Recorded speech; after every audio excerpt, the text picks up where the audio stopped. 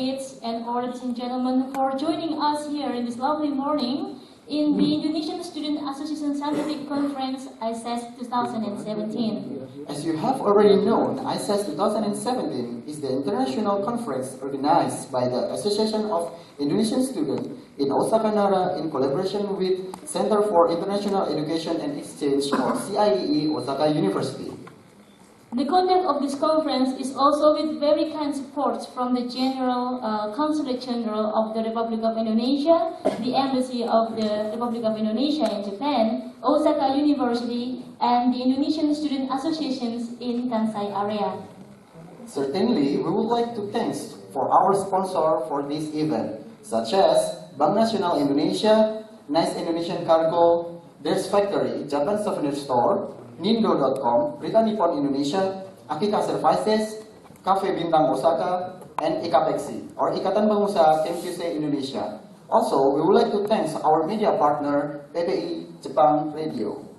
Numerous delegates from various countries are gathering here in Osaka University to share fruitful knowledge and to meet new friends, new colleagues, and in the aim of supporting the development of Indonesia and strengthening the collaboration between Japan and Indonesia.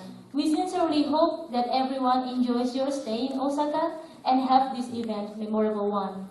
The honorable invited speakers, delegates, and ladies and gentlemen, before we start this conference, we hope your cooperation to switch your mobile phone to silent mode to avoid interruptions. Eating, drinking, and smoking are not allowed in this room as well as the other seminar rooms. Then, please be noticed that the detailed program of our conference today is available in your abstract book. Ladies and gentlemen, to begin this conference, we are pleased to invite Mr. Julinton Sianturi as the chairman of ISASC 2017 to deliver the forward speech. For Mr. Sianturi, this stage is now yours.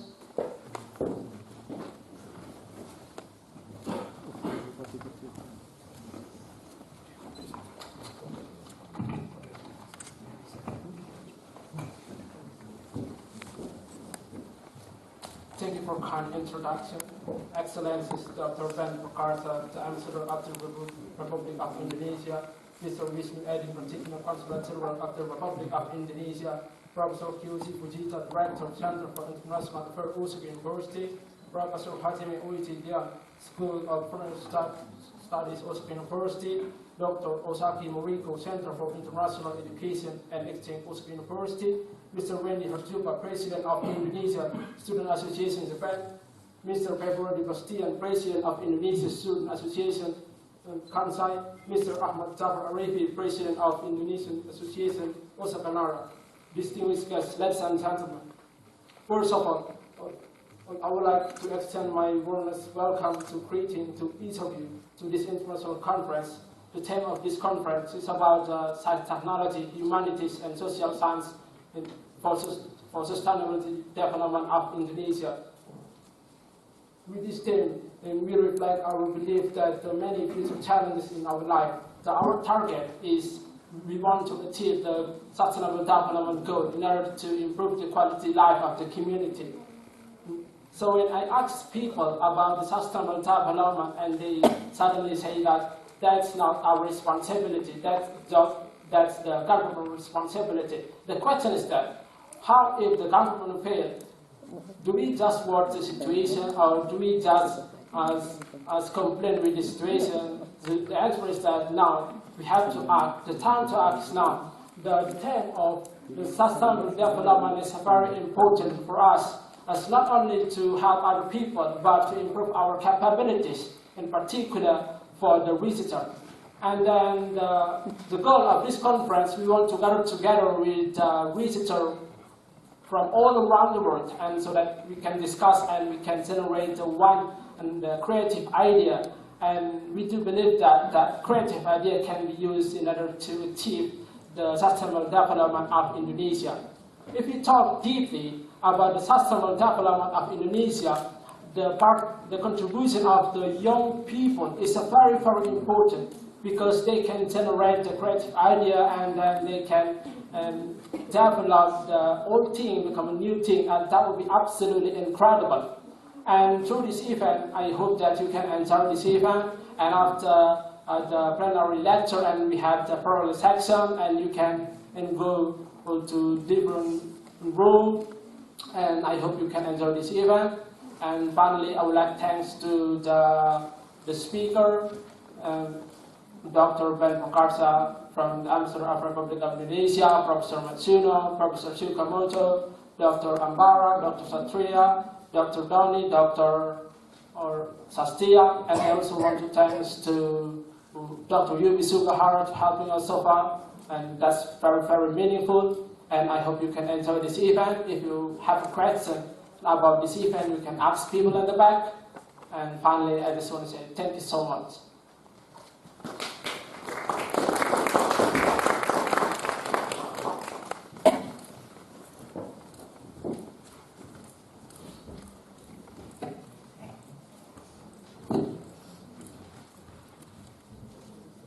Thank you very much for Mr. Julinton Sianturi for that wonderful speech. And continuing to our next speech, we would like to invite Professor Kiyoshi Fujita as the representative from Osaka University. The stage is now yours.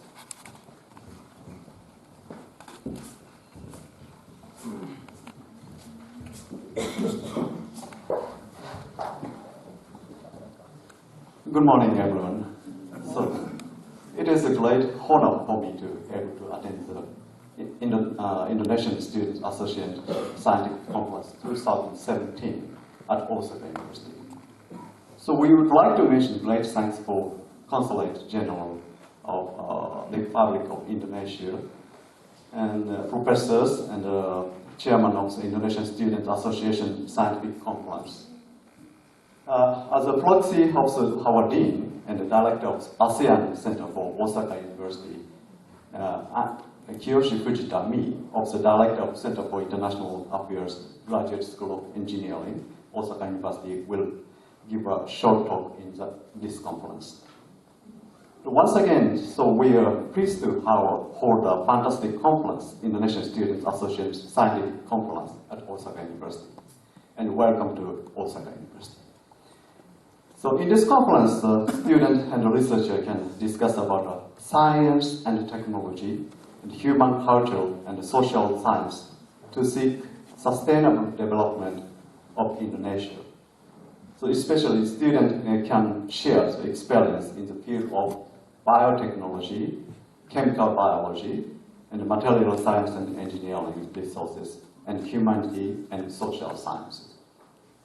So through this conference, we wish all of the participants can develop the international cooperation and our research partnership for the sustainable development of Indonesia. So as for the Osaka University Vision 2021, so we need to play a more significant role in cultivating the next human resources for the next generation. And now we are expanding the international education program and the International Research Alliance. Now we have two purposes of international education project. One is a contribution to the development of human resource in Asia through our education system in Osaka University. The second one is the globalization of our campus.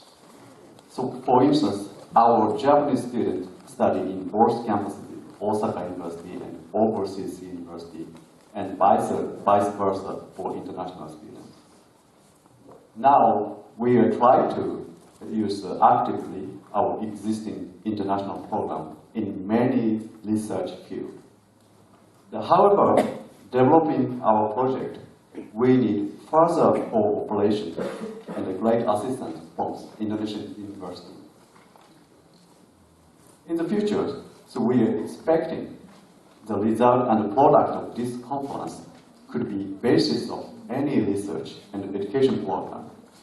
And our Osaka University should be a key place in the world.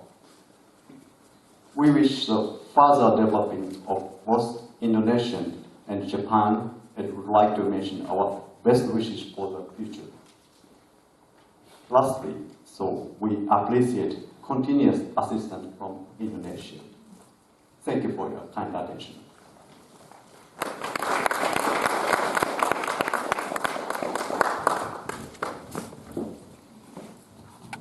Thank you, Professor Fujita, for that wonderful speech. Ladies and gentlemen, now we would like to request the honor from Mr. Wisnu Edi Pratignyo, the Consulate General of the Republic of Indonesia, to deliver some speech as well as to officially open this conference.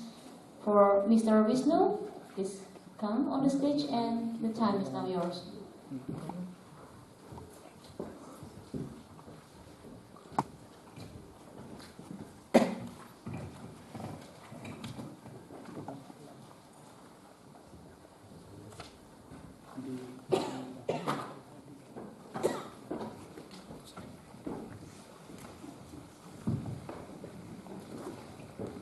Deputy Chief of Missions, Embassy of the Republic of Indonesia to Japan, Mr. Perkasa Drajat, Professor Kiyoshi, Dean of the School of Foreign Studies, Osaka University, Director for Center for International Affairs, Graduate School of Engineering, Osaka University, Professor Fujita, my friends, very close friend, Professor Stefano Sukamoto, Professor Akihisa Matsuno, Dr. Satya Prama Putri, Dr. Doni Dahana Wirawan, Dr. Yumi Sugahara, Director Kenji Sumiyoshi, Hiroko Toyama, and Noriko Uwasaki from Osaka University, Dr. Ambara Rahmat, and Dr. Satria Sugana African. Participants, ladies and gentlemen, Assalamualaikum warahmatullahi wabarakatuh. Ohayo gozaimasu. A very good morning to all of us. First of all, I would like to welcome and thanks to the Deputy Chief of Missions of the Embassy of the Republic of Indonesia, Mr. Perkasa Drajat, for being able to attend this important event, representing the Indonesian Ambassador, Mr. Arif bin Tasrif, for not be able to come do some important functions that he has to attend today. I would also like to thank all the speakers for spending their valuable time to join us in this event today. And allow me also to extend my appreciations to the Indonesian Student Association in Osaka-Nara for their initiative and hard work in organizing this conference. I am pleased, and I was informed it's about 150 participants, including from Japan, maybe some foreigners from Australia and Netherlands will gather today. Hopefully they will come later on, and making the conference has become an international one. Distinguished speakers, ladies and gentlemen, Indonesia is a nation that always pursues for betterment, including through taking a sustainable and resilient path in advancing development. In the past few years, the government of Indonesia has strived to transform its economic fundamental, promote economic deregulation, as well as accelerate national development agenda, particularly to improve infrastructure, human resources, competitiveness, and eventually our welfare. All of these efforts were made to ensure the development could be beneficial for all Indonesian diverse and vibrant people across the nations. To Indonesia, sustainable development is not just a global agenda, but also serve as a means to expedite the national advancement. Recognizing the importance of Agenda 2030 of the Sustainable Development Goals, or the SDGs, the Indonesian government has put and integrated SDGs among its national development pillars. Ladies and gentlemen, I am delighted to find out that the Indonesian students who present here are the same page with the Indonesian government on this matter. I am glad that the younger generation of Indonesian intellectuals pays great attention to one of the pressing global issues such as sustainable development. I am convinced this conference will be a great avenue for us to discuss challenges and opportunities to face by Indonesia in pursuing sustainable development, particularly through the lessons of science, technology, humanities, and social science. I hope this conference will stimulate and challenge us all for offer productive and constructive through its addressing sustainable development of Indonesia, which in turn and in turn may inspire new and practicable approach in this field. By the end of the event, I hope we could come up with a set of recommendations based on the discussion during the conference. These recommendations are expected to enrich the discourse of Indonesia's sustainable development.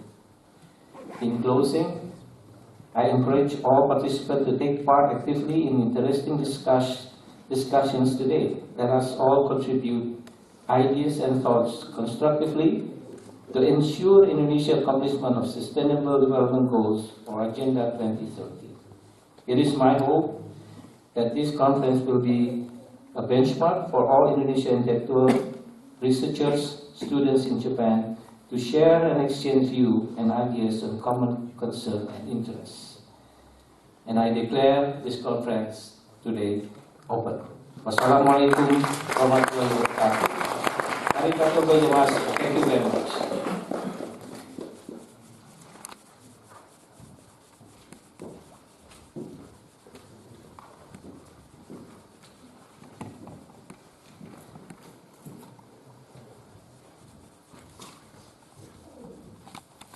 Drajat, this stage is now yours.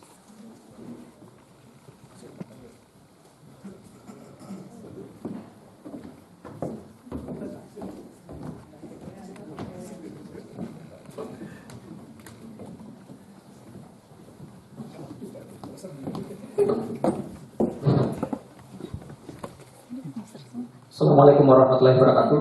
Salam sejahtera buat kita semua. Ohayou gozaimasu.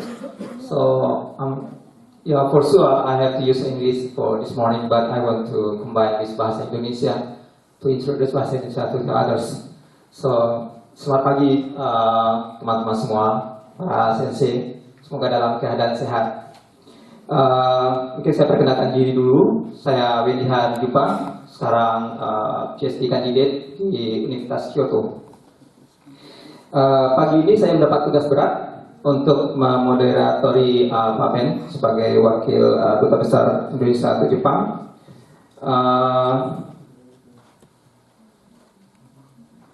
Mungkin saya ingatkan lagi sebelum Pak Ben memberikan presentasi. Pak Ben punya waktu 20 menit untuk mempresentasikan. Judul presentasi nanti dari Pak Ben adalah Sustainable Development in Indonesia. Kita punya waktu 20 menit untuk presentasi buat Pak Ben dan 10 menit untuk tanya jawab. Sebelum Pak Ben memberikan presentasinya yang berjudul, maaf tadi saya ulang lagi, Sustainable Development in Indonesia. Berikut adalah biodata singkat dari Pak Ben. Nama lengkap Dr. Ben Perkasa Drajat. Lahir di Malang 13 April tahun 1966, agama Islam. Current position, Deputy Chief of Mission of Republik Indonesia for Japan, accredited to the Federated States of Micronesia. So, Pak Ben lulusan doctoral program at Hiroshima University in Japan. Also, he got Master of Political Science in University of Tasmania, Australia. And Pak Ben lulusan dari Universitas Pajajaran, Indonesia, jurusan hukum. Dan juga Pak Ben lulusan dari Universitas Pajajaran, Social and Political Science. Oh, 2 sarjananya ya Pak. Oke, sebagai karirnya Pak Ben tahun ini adalah sebagai Deputy Chief of Mission of the Embassy of Republik Indonesia in Tokyo. It's been 3 years from 2014. Then another career before that is Director of Diplomatic School of MOFA. Then as Director of Asian Functional Operation of MOFA. Then also he served as Embassy of Indonesian Embassy of Stockholm. It was around 13 years ago. And Director of IPIC APEC of MOFA 2002 and 2004. Udah cukup ya? Oh, oke, enough. Pak Ben-nya cukup kan? Oke, mungkin kita langsung aja meminta Pak Ben untuk memberikan prestasinya. Waktu dan tempat kita persilakan dengan segala hormat.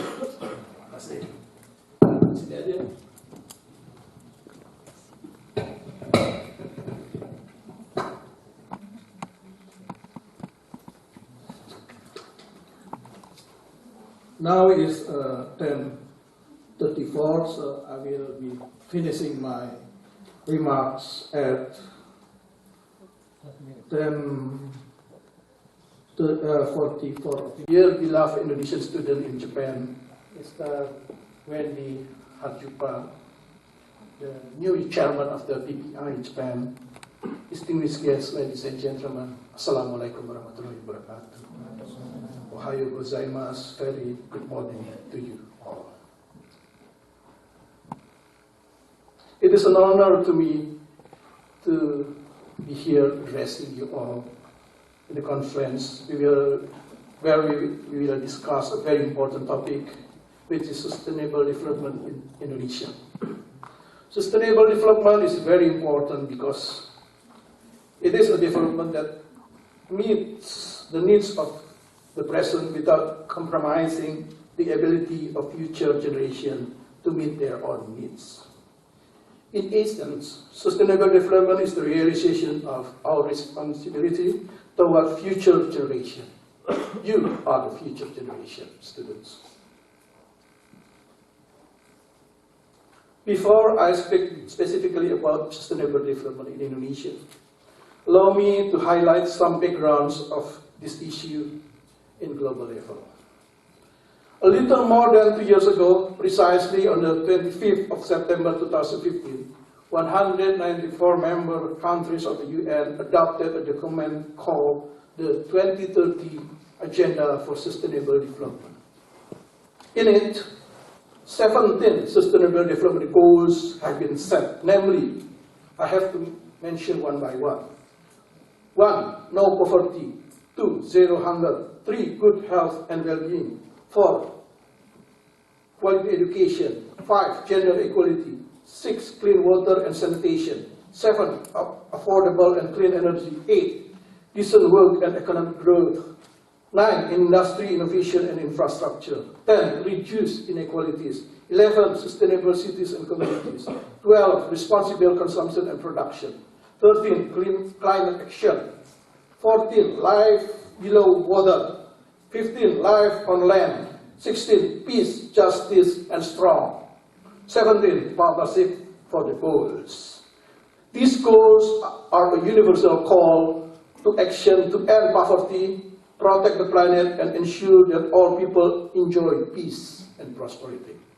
These 17 goals build on the success of Millennium Development Goal, or MDG, while including new areas such as climate change, economic inequality, innovation, sustainable consumption, peace, and justice, among other priorities. The goals are interconnected. Often the key to success on one will involve tackling issues more commonly associated with another. The SDGs work in the spirit of partnership and pragmatism to make the right choices now to improve life in a sustainable way for future generations. They provide clear guidance and targets for all countries to adopt in accordance with their own priorities and the environmental challenge of the world at large. The SDGs are an inclusive agenda. They tackle the root causes of poverty and unite us together to make a positive change for both people and planet. So the keywords are people and planet. It is important, therefore, to know that the SDGs are interconnected, and as such, one area's advancement requires active involvement of surroundings area and requires a comprehensive and integrated framework. Improve quality of human resources and enhance economic opportunity and sustainable livelihood supported by an enabling environment will ultimately lead to eradicating poverty and promoting poverty in a changing world. Distinguished guests, ladies and gentlemen. Now, where does Indonesia stand in the noble cause of SDGs? The SDGs are basically in line with Indonesia's development agenda, which is why earlier this year we have Presidential Decree number 59 on Indonesian implementation of SDG was enacted. Being the largest archipelagic country with the world, and we are the world's fourth largest population and relatively high economic growth, 5.2 and 5.3% a year. The main challenge for Indonesia is to ensure inclusive growth and shared prosperity for all. And the SDGs offer a useful framework for addressing inequality and ensuring that no one is left behind. The Indonesian government is committed to and serious about meeting the 2013, it means 30 years from now, SDGs. As shown by Indonesia's participation in the voluntary national review at the high-level political forum on sustainable development in New York in the month of June this year. In this quest, learning from the experience of trying to achieve the MDGs, Indonesia now facilitates the inclusion of all stakeholders in all 4 platforms to work together in order to achieve the 2013 SDG. The 4 platforms are 1. Government and Parliament, 2. Academia and experts, including us here, 3. Philanthropy and business, and 4. Civil society and media.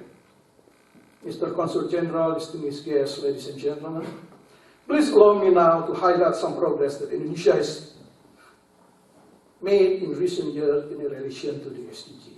In poverty alleviation, the government works in provide social protection and access to basic services. Percentage of population living below the national poverty line has decreased from 70.75% in 2006 to 10.7% in 2016. At the same time, the number of participation in the national health insurance in 2016, last year, has reached to an incredible number of 171 million people, increased from 156 million in 2015, one of the largest in the world. In healthy and well-being, Indonesia has successfully reduced maternal mortality ratio from 212 in 2005 to 126 in 2015. While infant mortality rate also decreased from 37 in 2004 to 25 in 2014.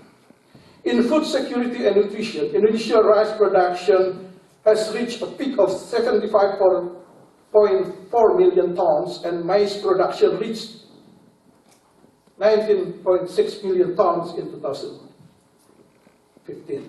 While protein resources have increased from 2005.7 in 2009 to 85.2 in 2015.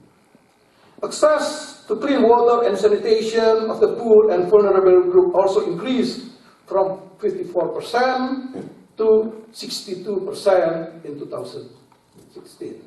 In industry, innovation and infrastructure, railways line has increased from 1,834 kilometers in 2011 to almost triple to 3,567 kilometers in 2015. Whereas number of ports has increased from 1,495 to 1,739 in the same period. In marine ecosystem, Indonesia has increased the marine protected areas from 9.6 billion hectares in 2008 to 17.9 billion hectares in 2016. while small-scale fisheries credits have increased by 10% per annum. Thanks for the energetic Minister of Fishery and Marine, Ibu Susi Pujiastuti. In gender equality and equity, the government has integrated the gender equality and equity into national development agenda, as number of women civil servants at managerial position has increased in the last 5 years, as well as the number of permanent parliamentary members, which increased to 17.3% from 11.8%. Distinguished guests, ladies and gentlemen, now that we have put some in light on the issues of sustainable development in global and national level, here comes the question, the main question: where do you, Indonesia's youth and academia, stand in this noble cause of SDG in Indonesia? Question mark. As I mentioned earlier, the implementation of sustainable development goals cannot be done by government alone. It also needs support from 3 other platforms, one of which is academia and experts like you all. Science is critical to help meet the challenge for sustainable development, as it lays the foundation for new approaches, solutions, and technology to identify, clarify, and tackle global challenges for the future. Science provides answers that are testable and reproducible, and thus provide the basic for conclusive decision-making process and effective impact assessment. Both in its scope of study as well as application, science spans from the understanding of natural process and human impacts thereon to the organization of social system, the contribution of science to health and well-being, and the ways to improve subsistence and livelihood strategy so as to meet the overriding goal of poverty reduction. I hope you all understand this, because I don't myself to quite understand the concept of the UN concept like this. But the keywords is people, planet, and sustainable development for all of us here, so we can prosperity and health, education be maintained. I think that's the simpler explanation of all what I've been saying. Science also contributes significantly and directly to sustainable development. In relation to climate change, for instance, we have progressed so much that 5-day forecast today is as accurate as the 1-day forecast 40 years ago. Tomorrow we'll be having a typhoon, and we already know today that typhoon will come. So that's the role of technology. Nevertheless, there is still a need for longer prediction and far more regional application and dissemination of extreme weather events such as heavy rain, flash flood, and storm surge, which particularly affect the most underdeveloped countries. In medical history, the discovery of the bacterial origin of diseases law for the development of immunization, X-ray, proton neutron, or have even for the diagnosis and treatment of diseases such as cancer, thus treating millions of patients. Mr. Consul General, distinguished guests, ladies and gentlemen, when I mentioned the importance of science, I didn't only mean by it is engineering or technological science. It also covers other sciences such as my area, social sciences, political science, and humanities. The issue of energy security, for example. The technology has contributed to providing solutions for a secure, sustainable energy supply. Yet the social sciences and the humanities and the political science play a vital role in the realization of sustainable lifestyles. They identify and analyze underlying reasons behind decisions at the personal and society level, and discuss priorities and values that determine political process. To conclude, I urge you, Indonesian students in Japan, under the leadership of Mr. Wendy, regardless your major and research fields, to do your diligence and continue working hard in your studies and research. Because of the world in general and Indonesia, your country in particular, awaits your contribution of each and every one of you in order to meet the daunting task of sustainable development goals. I think that's conclude my remarks. I thank you all. Terima kasih. Arigatou gozaimasu.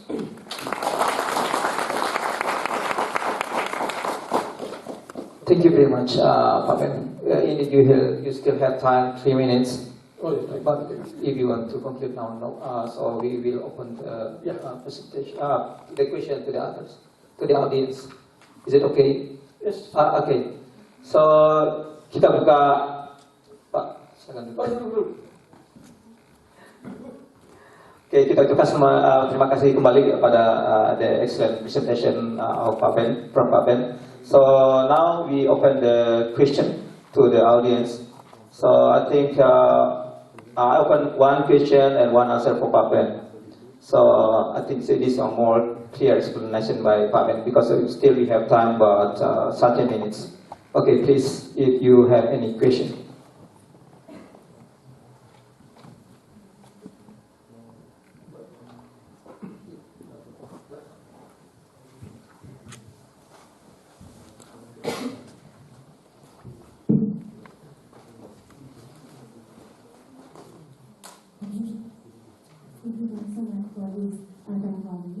I just asked about, and I interest about sustainable development of Indonesia. But how to help economy with the cluster that we know that Indonesia is so much the city and coincides much government of the city, and it's I think it's so long forget our destination about the factor and the real Indonesian with the great economy. That I mean, Indonesian now with Sri Mulyani that can be the front and the width. So how to get it and how to come the through with our destination of government of Indonesia. Thank you. Okay, I'm sorry. Please introduce yourself first, so we can know your name and from. My name is Irnawati. I'm from University of Pajajaran. Okay, thank you. So please, Can you rephrase again the okay, please. question? I mean, how to get it with the past and with 20 and item. How to get with the first step. Yes, strategy to get it. Strategy to get yes. Oh yeah. Okay.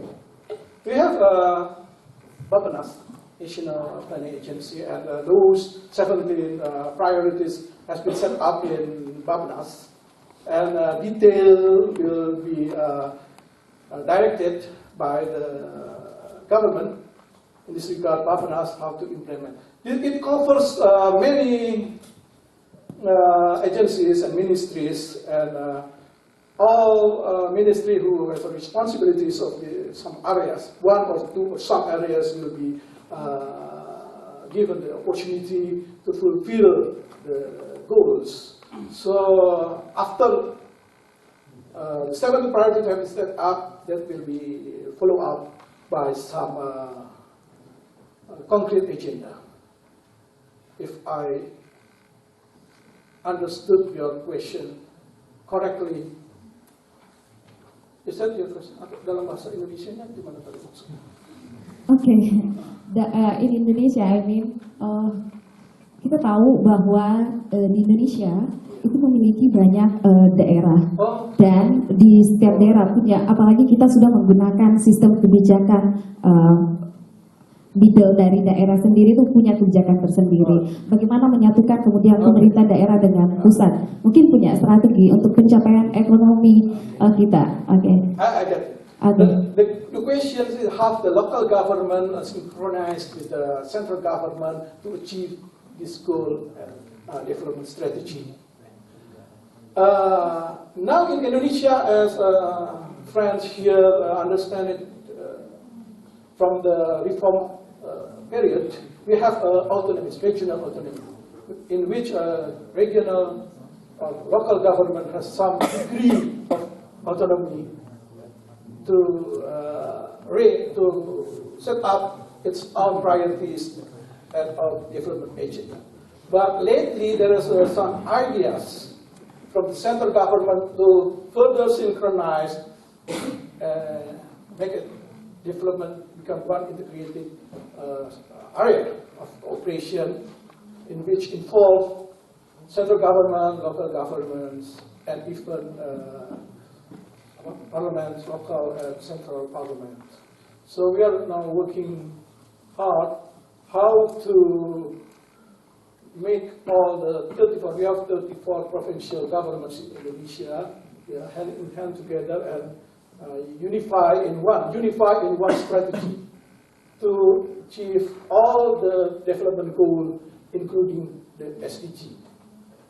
I think there are some decrees, presidential decrees, in this regard, how to synchronize and unify programs, agenda in some sectors. We are hoping quite much that in SDG, which have been just recently been adopted in the UN, also we will have the same strategy of unifying and synchronizing the agenda in the central government level and provincial and local government levels. Thank you. Maybe. Okay.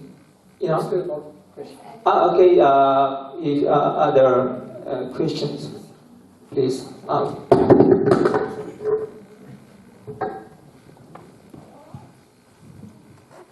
So I'm Satria Bisri from Julinton.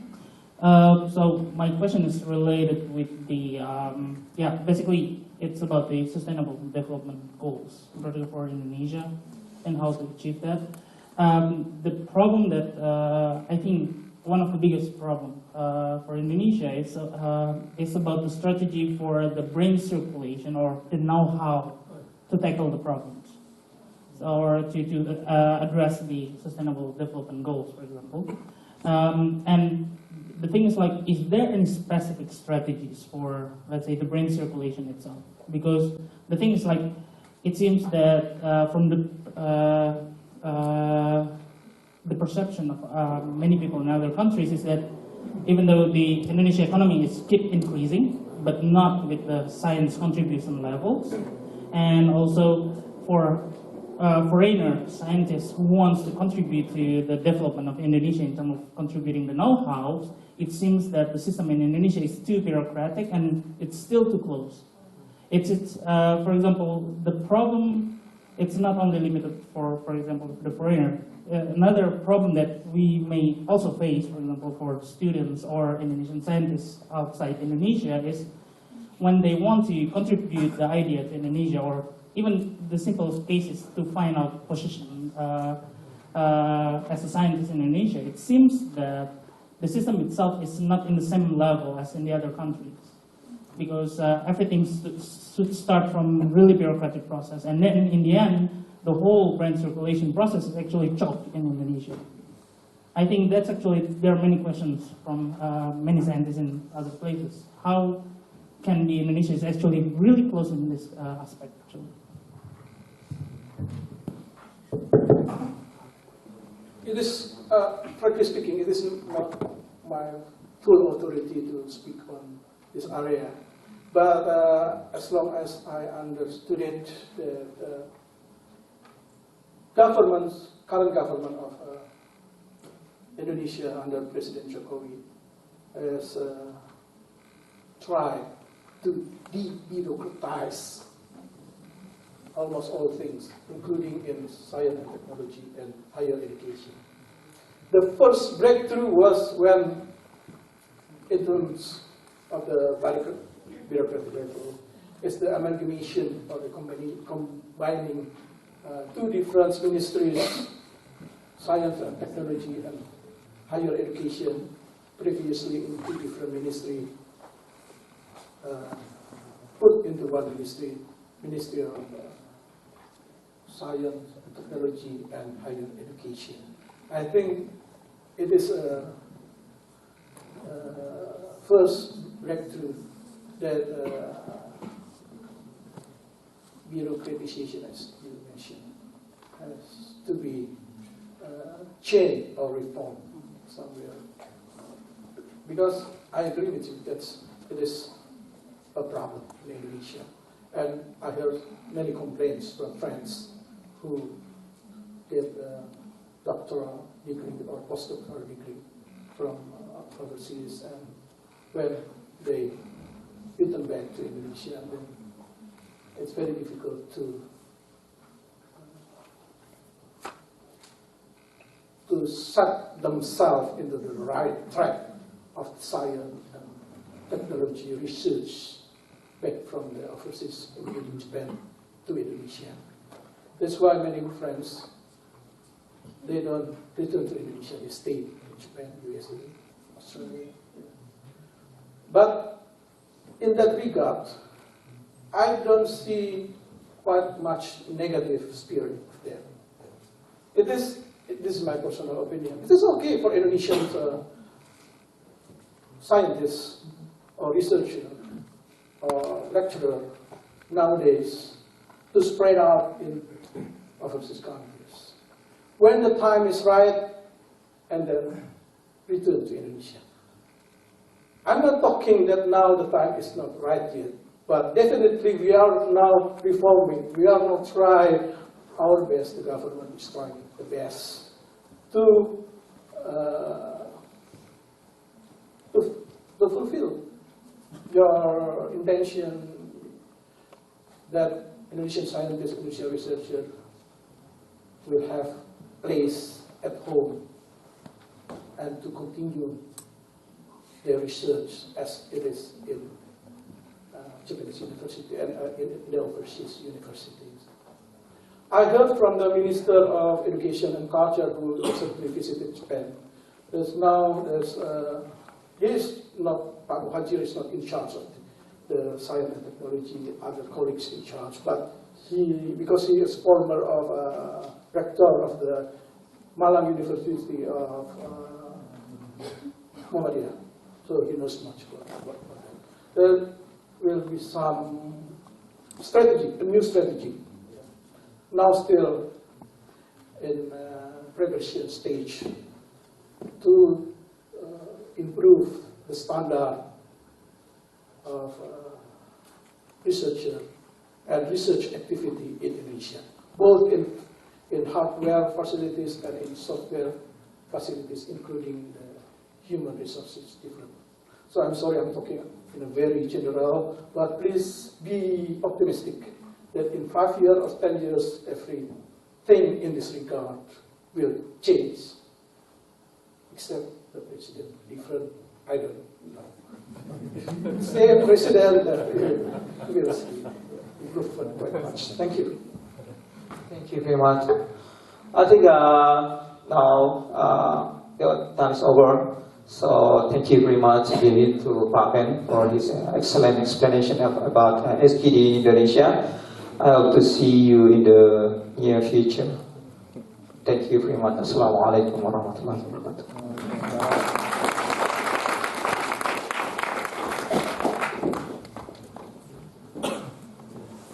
Thank you very much for that wonderful speech. But now on, I would like to invite the moderator and then Dr. Ben Perkasa Drajat to come to the stage again for the appreciation plaque and the certificate. For that, I would like to invite Dr. Noriko Osaki from Osaka University to hand on the appreciation plaque and the certificate to the keynote speaker.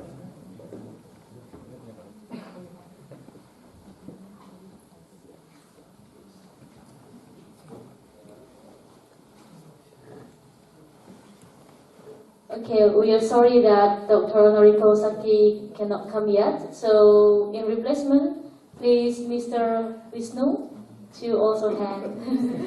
Yes. Professor Fujita. Okay, that's going to be great also. Thank you for the suggestion. Okay, so for the handing the appreciation flag and certificate, would like to invite Professor Fujita.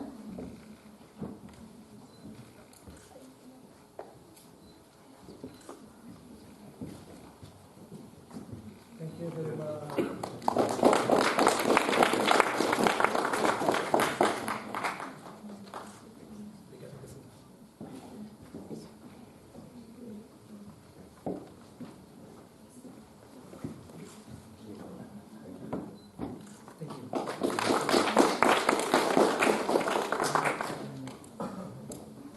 Thank you very much for the time. You can come back to this. Thank you very much. Ladies and gentlemen, now we are going to the second keynote speech. That will be a presentation from Professor Akihisa Matsuno. Professor Matsuno is currently a professor in Osaka School of International Public Policy, Osaka University. Hereby, we would also like to invite Mr. Athanasius Hudoyo to be the moderator for Professor Matsuno. Mr. Hudoyo is a medical doctor graduated from Gajah Mada University and is currently a PhD candidate in Osaka University. For Mr. Hudoyo, the stage is now yours.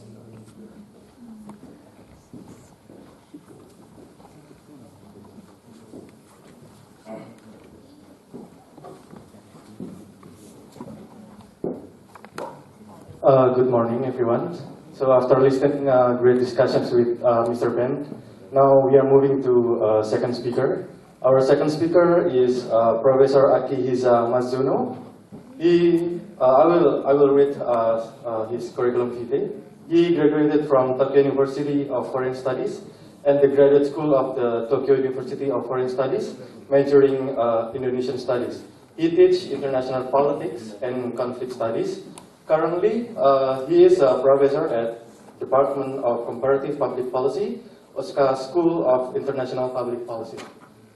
He is also a member of several organizations, such as Peace Studies Association of Japan, Japan Society of Southeast Asian Studies, Japan Society for Asian Studies, and the Japan Associations of International Relationships.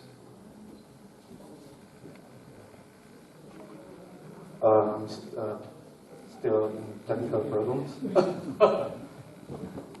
Yeah, Professor Matsuno can speak Indonesia very fluently. Yeah, Prof.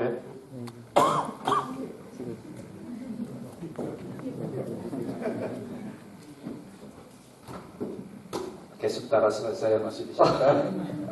So while my slides are being prepared, I think I want to deliver small greetings. Minister and the Deputy Chief of the Mission, Mr. Drajat, and Consul General in Kobe, Mr. Wisnu. Thank you very much for coming to the Osaka University, especially Mr. Drajat, all the way from Tokyo, despite of this uncomfortable weather and approaching typhoon. Thank you so much. Still great. I gave abstract to the Secretariat, and it is now in your hands in a printed form. Actually, that is an introduction to my own speech today. It's not the conclusion, it's a small introduction to my presentation today, because I wrote that before I thought what I have to speak. Then I think it's reasonable to read this introduction to understand what is to follow. Why we are all here and what are we doing? Sometimes it may be good to reflect upon these questions in order to understand where we are going next from here. The globalization must be a blessing for the pursuit of modern knowledge itself, as modern knowledge is universal and is to be shared among all human beings regardless of race, nation, religion, and gender. At least that's the theory. Globalization is creating a new cosmopolitan educated class, that is us, liberated from a context of locale, who can work anywhere on the globe if we so wish. But in that sense, paradoxically, we are becoming like European intellectual in the Middle Ages, only replacing Latin with English as a common language, and arguably theology with a market theory as the system's common denominator. Then, what happens to our relation with the nation state? In your case, that is Indonesia. In my case, it's Japan. Will there be a violent clash between the nation states and the market economy in the future? Will we be liberated from the nation state by the market economy? Will it become possible to purchase, buy elements of the nation state that were once unattainable? For example, passport. Can we buy it in the future? Perhaps yes, to a certain extent. But the liberation only will come to the privileged, and the fate of the rest is quite uncertain. Okay, let's begin. Okay? No. Let's begin the slides. Okay. The title is The New Cosmopolitan Educated Class, Globalization of the World of Knowledge and Us. Okay, so please, next slide, please. Okay. But it is time to reflect. So I don't talk about my own research deeply because I think it's too specific and particular. But I decided to talk about the rather broad issues about the higher education system and us. It's a relation between the educational system and ourselves, which is a very big topic in Japan at the moment.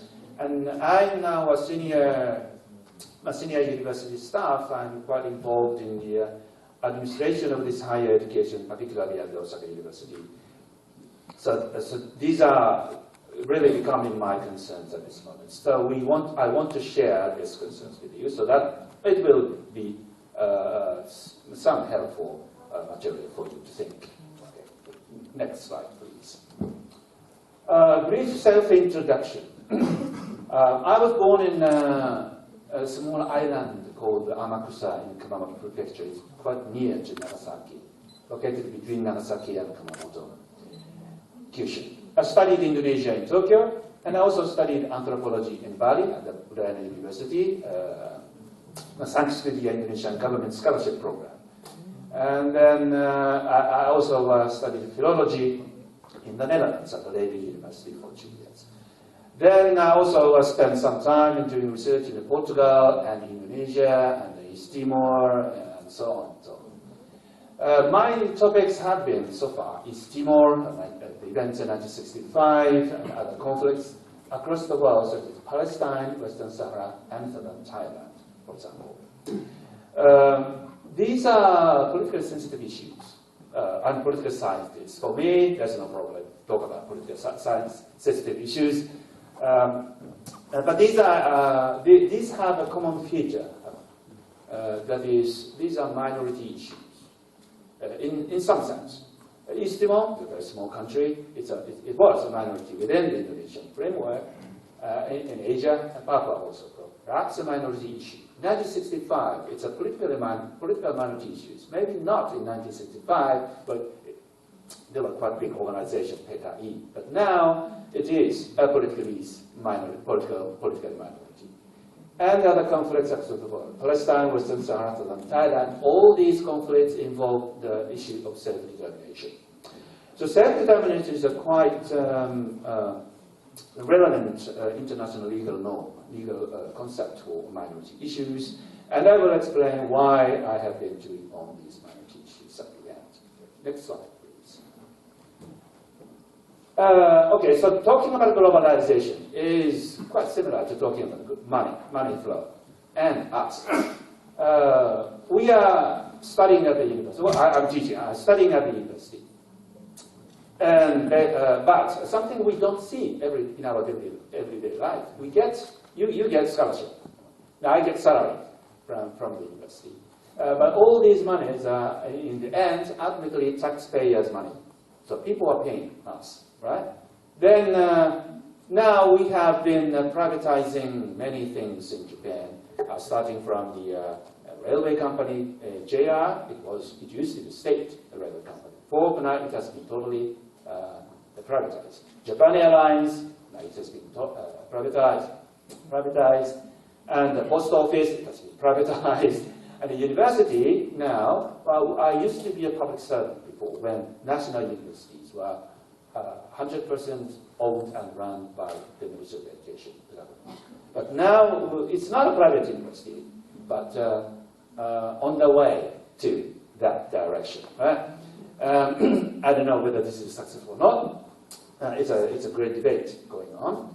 But we are now leaving gradually from this notion that we are paid by taxpayers, but we are departing for further privatization, and where are we going? There is great uncertainty within the campus.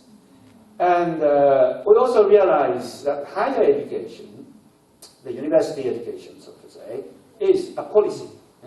It's not natural phenomena. For you, it may be just an opportunity to study. But for those policymakers, university education is a policy. You think what kind of research you want to promote, what kind of students you want to create, you want to produce, what kind of human resources you need in the university. You have to calculate and you allocate money, and that becomes a policy. Next slide, please. I think we have to see the. Oh, okay, sorry. All right? Yeah, we are going to have it. Okay, so here are some features of the higher education in Japan. Very briefly, university enrollment is actually very low. 49% in 2014. The OECD average is 59%. The Japanese university enrollment rate is 10 points low from the average of advanced countries. Enrollment in the higher education, including technical schools, what we call Koto Senmon Gakko, high technical schools, and other technical schools, vocational schools, is high at 80% compared with the OECD average of 68%. So here, the first feature is we have so much emphasis on vocational training in the Japanese higher education system. And the second one, enrollment at graduate school is particularly low. This is a serious concern for us, especially for the university like Osaka University. We have to advance research, but not only to educate students, but we have to advance research ourselves. And graduate school is the center of doing the same time research and production of researchers. And this is very low, a factor behind weak research capacity. So now the Japanese university ranking is going down and down in the world ranking system. And clearly we can see the factor is the graduate school is very weak. The third point, the government expenditure on the higher education is very low compared with the GDP, against the GDP. We can see this against the examples of Britain, US, and France, and even Korea. A heavy weight to engineering. So I will show these points by data. Please, the next slide. This is the enrollment rates of the universities. I'm sorry, this is a little bit old data. Japan, male, female, total 51. Then compared with Korea, Australia, USA, and other countries, the Japanese students' enrollment rate at the university level, the undergrad level, is very, very low. Germany is very low, but they have a developed system of vocational training. And so Japan, Germany share the same, philosophical base of higher education to a certain extent. Okay, next slide, please. The number of graduate students against population. We don't take percentage because it's too low anywhere. And so we pick up the number of graduate school students against the population, 1,000 persons. Here again, Japan is very low. We don't have, I don't have a complete data on this topic, but we can see the trend, we can see the pattern. Japan has very low rate of graduate students in Japan. Yeah. US, very high, almost 10% are going to the graduate school. But in Japan, 10%, not 10%, sorry, 10 persons against 1,000 people going to the graduate school. But here, only 2. It's very low level. Next slide, please. This is a percentage of expenditure on education against GDP. Well, Japan has a very poor performance. Sorry. The USA is the highest. So I think the Nobel Prizes is an indication of budget, in a sense. Right? If you allocate more money and you can expect more scientists coming up with the supreme performance, but of course it's a long-term process. You cannot get such an excellent researcher next year, but you need a constant, continued investment in the research. Even compared with Korea, I shouldn't say even compared with Korea. Korea is now a great country. So compared with Korea, I'm very concerned this low level of government expenditure on GDP. But this is even more interesting.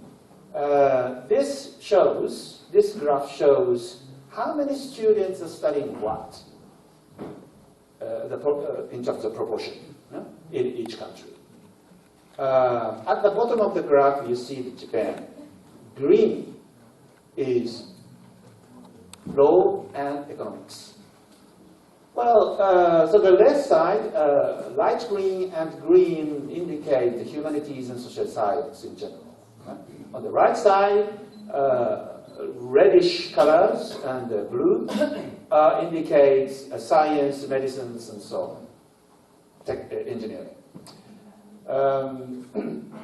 At the undergraduate level, you can see the clear patterns each country has. They are so different, but this is a consequence of a policy.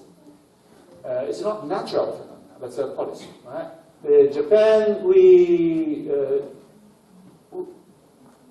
have a big proportion of engineering at the undergraduate level, but not so salient. In Korea, France, they don't distinguish science and engineering, so they are bound in one category. It's very difficult to see, the differences between these two fields. So they become all light beige color. What is striking is Germany and Japan are the two countries in which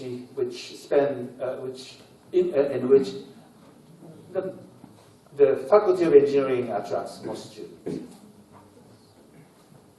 France, UK, engineering. Rather than engineering, there is a focus, emphasis on science, biology, chemistry, and so on. Medicine, look at the medicine. Japan, US, UK, Korea, there's not so big difference, I guess. But the agriculture, it's a small band anyway, but Japan has the biggest band, the broadest band for agriculture in this graph, compared with other countries. Does it mean we are spending much money and we are producing agricultural experts more than other countries? Yes, we are. And I once talked with the professor of agriculture from other countries, because Osaka University doesn't have it. This is a totally urban city boy university. So we don't have agriculture, as if we don't have agriculture in this province. That professor of agriculture told me, yes, we are doing research about agriculture in Japan, and mostly we are not doing agriculture of Japan. We are doing research for other countries, and it is supported by the Japanese government. So now the agriculture, but this is, the reason is the agriculture is one of the most favorite and probably competitive item for Japan in international cooperation. We are sending so many agricultural experts to other countries, including Indonesia. And these people are produced in this line, and then they are supported by the ODA money and to go out and to cooperate. to engage in international cooperation.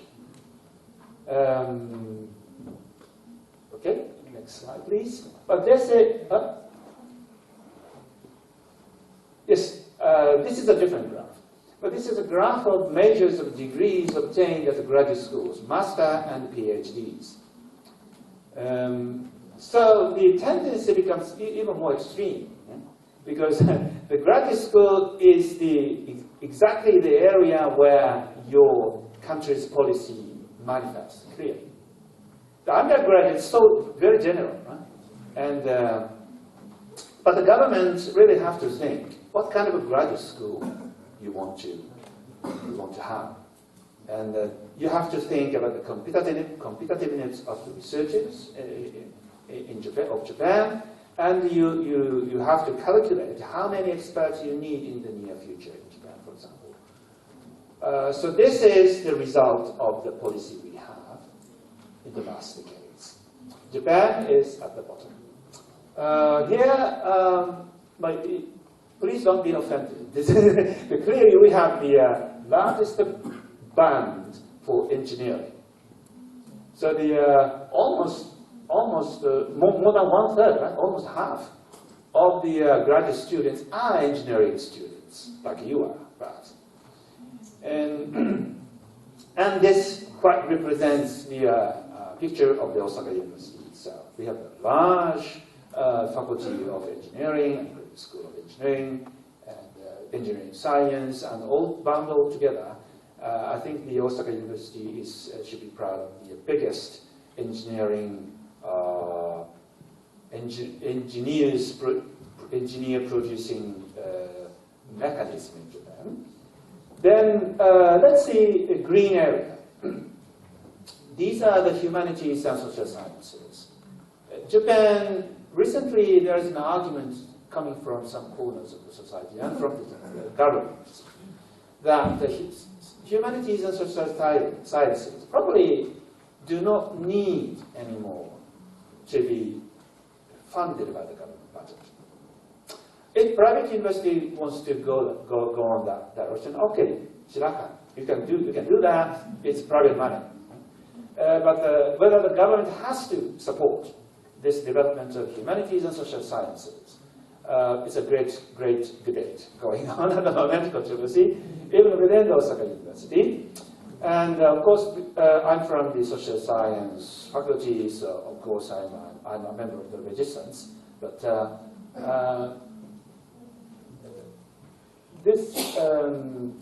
the government policies are now being shaped, taking up this kind of consideration with what kind of humanities and social sciences we support.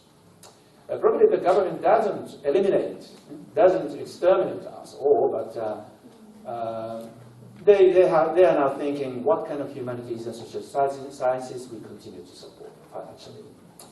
But looking at this graph, we realize that the actual number of master and PhD holders in Japan in humanities and social science is relatively small compared with other countries. Per minute, okay. Especially France. Okay, France, we understand it's a country of arts, humanities, philosophy, and so on. So it's a very competitive area for France. So it is reasonable that France keeps that kind of budget. But if UK, US, Germany, and Korea, compared with Korea, but Japan's future of the humanities and social sciences in Japan is very grim. And also science, not engineering. In this case, science, biology, chemistry, physics, and so on. The physics, probably you know, Japan is proud of producing so many Nobel Prize winners for physics. But this is the past story, perhaps. Then now the situation is rapidly changing. We have so little investment in the science fields. But on the other hand, we are calling for innovation, discoveries, and so on. And this is a little bit contradictory policy at the moment. Okay, next slide, please. Okay. So again, this is the same slide I showed you at the beginning. But the last one, the red one, John Rawls Institutional Justice. So under this situation, we have to think for what we are working on, this, for what we are studying at all. I quote a famous political philosopher of the Harvard, professor of Harvard University. His book, Theory of Justice, is so popular. And he says about institutional justice. And when you think about whether one institution, one policy is just or not, or right or wrong, then the consideration is inequalities are allowed. Policy is actually to create gaps, create inequalities. You allocate money to that and not to that, then it means you are calculating which is more efficient and which is better, and so on. So inequalities is always a result of the policy. But inequalities are justified under certain conditions. So what conditions they are? But this is a question of a political philosophy. Inequalities are allowed when they benefit the least advantaged. Inequalities can be just as far as they are to benefit the least well off. So we are probably in a privileged circle. And but we are doing this. We are getting money from the government to do this. Taxpayers' money. As far as what we are doing can benefit the least advantaged. It means poor people, or minority people, or people on the periphery, people not so lucky, and so on and so on. And we can enjoy our privilege, we can enjoy our salary, money, and status, and so on, as far as our work can ultimately, not immediately, but can contribute to the welfare of these people. But that's the reason why I'm doing on minorities. I think you understand. I hope you understand. Okay, the last slide.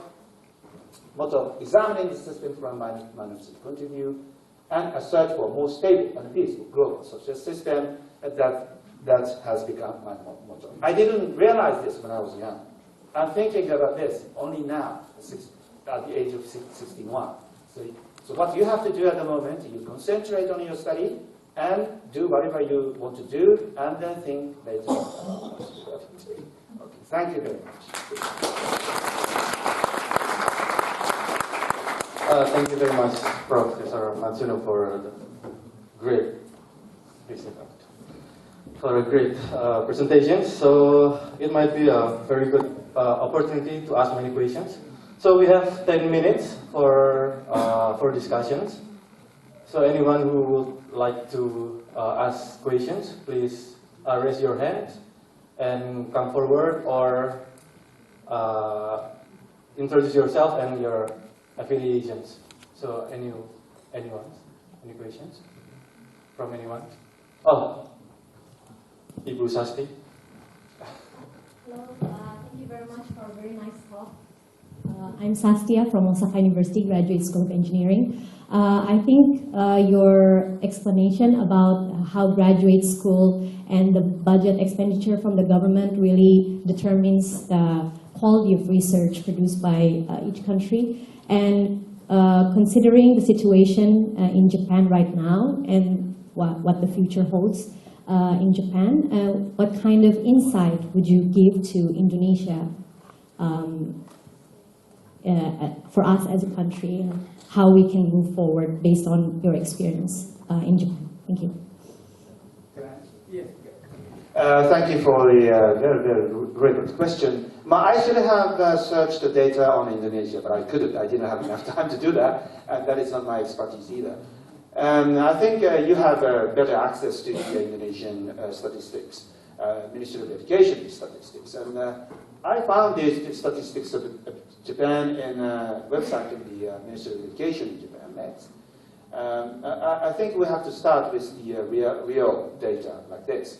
So you analyze what is the condition of the higher education in Indonesia at the moment, what kind of budget allocation is functioning, and what is the logic behind this.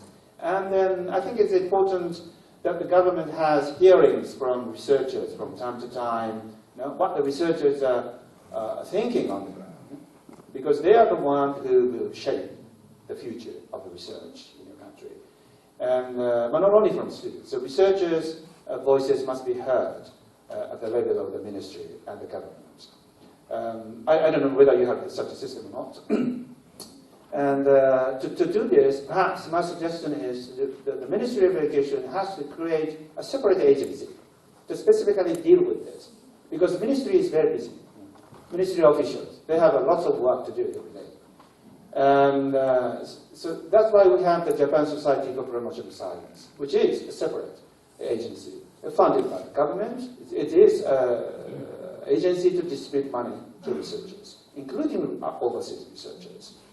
I think that kind of division of work is quite necessary to more efficiently implement the education policies.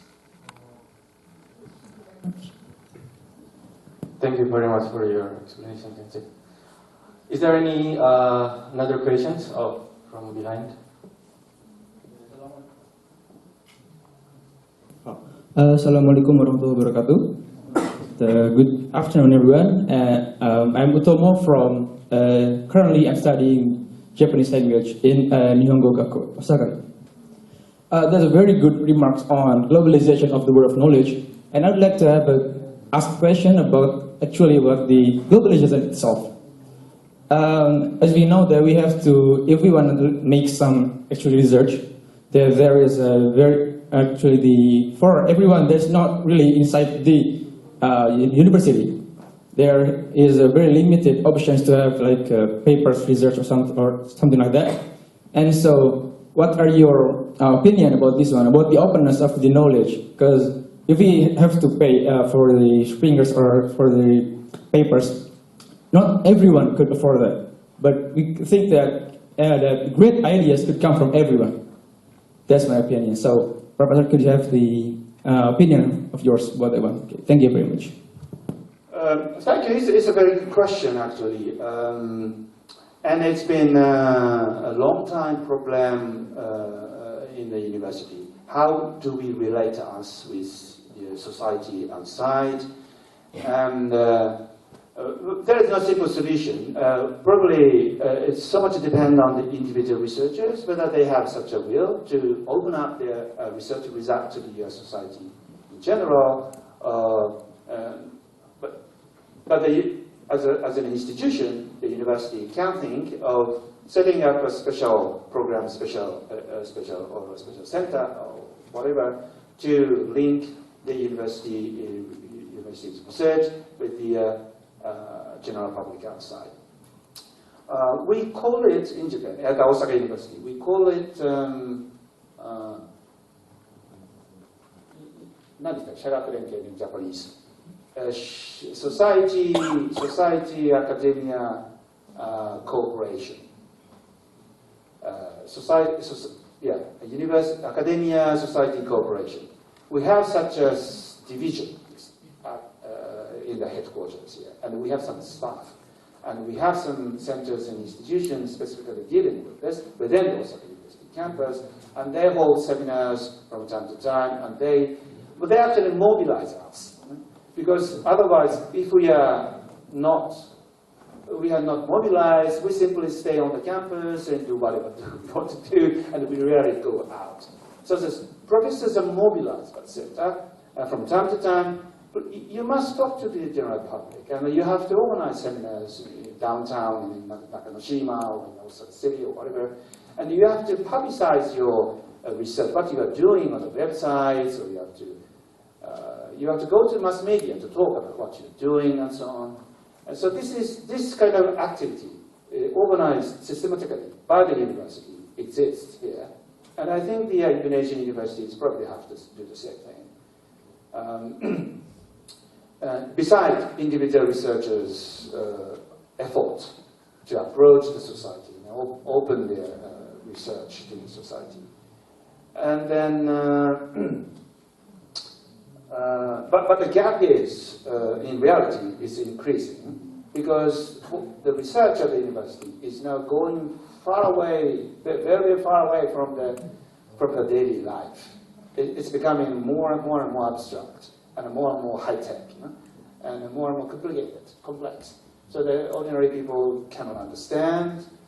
So under this situation, it's a dilemma, it's a problem, but I think the university has to find out some institutional solutions to this. Thank you, Sint, for your explanations. So time is limited, but for the last times, I would like to give this opportunity to the representative of Indonesian government to give questions or opinions about the presentations. So maybe Mr. Wisnu or Mr. Bent can give questions or idea.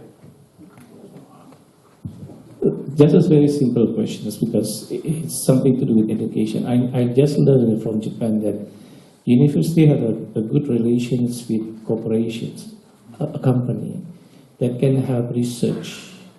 We don't have in Indonesia such kind of relation yet, not yet. So I'm expecting the Indonesian student one day when they finish here and go back to Indonesia and they bring such kind of idea because it will support the university itself.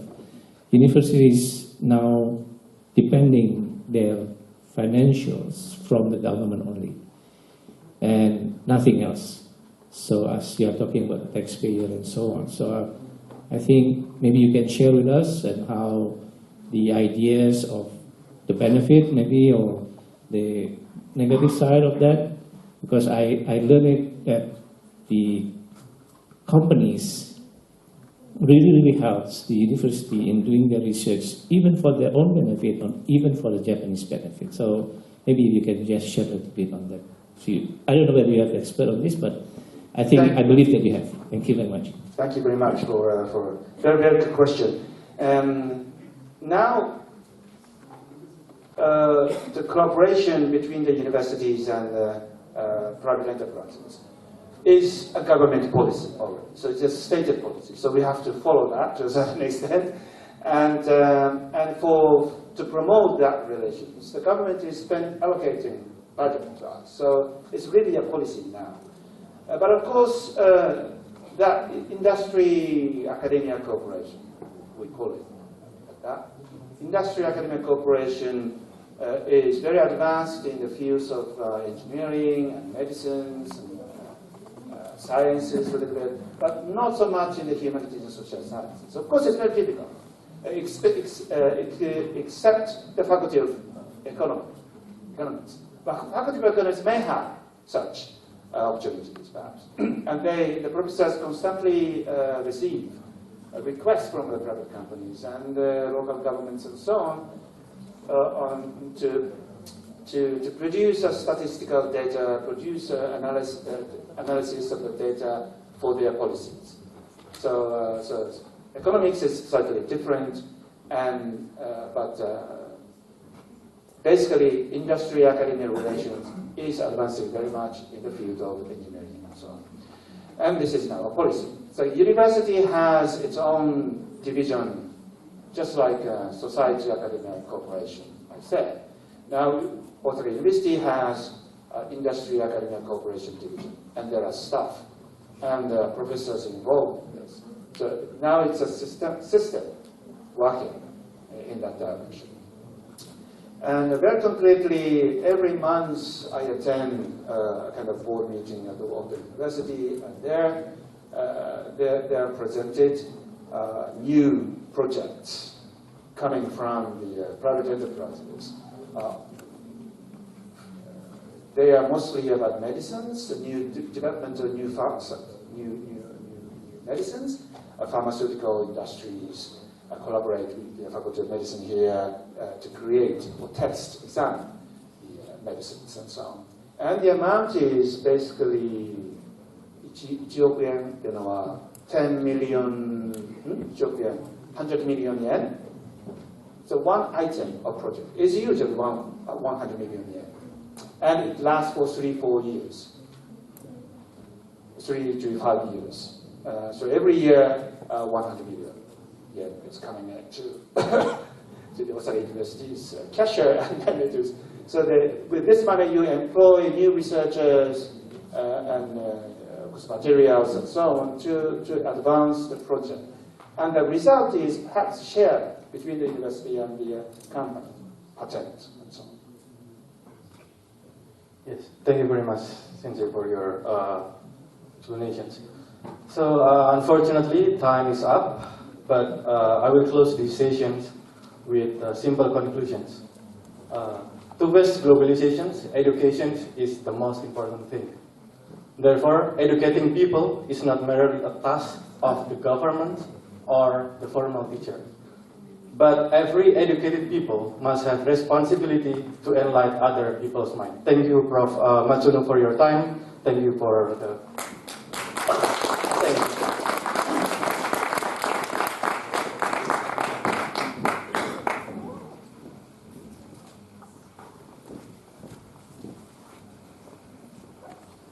Thank you very much for a very insightful session by Professor Matsuno. And now, we would like to invite Mr. Wisnu to give the appreciation certificates to the second keynote speaker, Professor Matsuno, and also the moderator, Mr. Rim.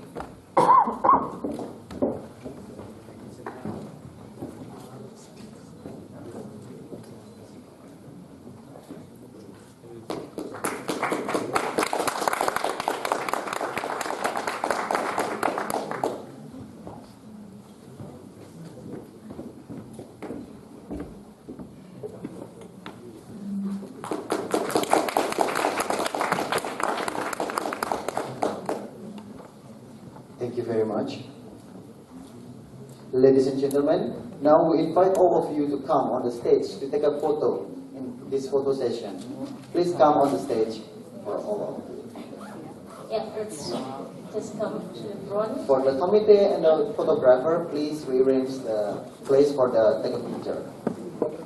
And the documentation will be available later in our website, so you can check and download yourself.